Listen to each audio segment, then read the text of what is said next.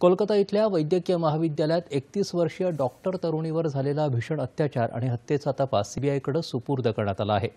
या प्रकरणाचं गांभीर्य लक्षात घेऊन सीबीआयनं तपासाकरता 4 सदस्यीय समिती स्थापन केली आहे।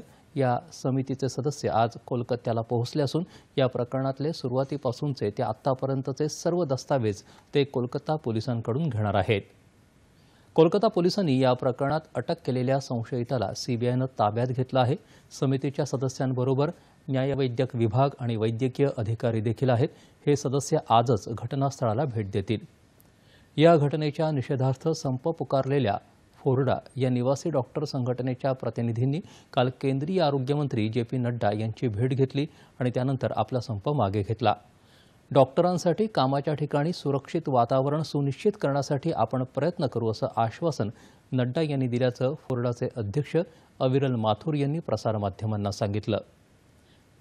आमच्या मागण्यांवर कालबद्ध रीतीनं तोडगा काढण्याची ग्वाही आरोग्यमंत्र्यांनी दिली असून आमच्या सर्व मागण्यांना संमतीही दर्शवली आहे। त्यामुळे संप जनहितार्थ मागे घेण्याचा निर्णय घेतल्याचं ते म्हणाले। Federation of all India medical असोसिएशननं मात्र संप चालू ठेवण्याचा निर्धार व्यक्त केला आहे। मुंबईत देखील निवासी डॉक्टरांचा संप चालू आहे, मात्र आपत्कालीन सेवा सुरू आहेत।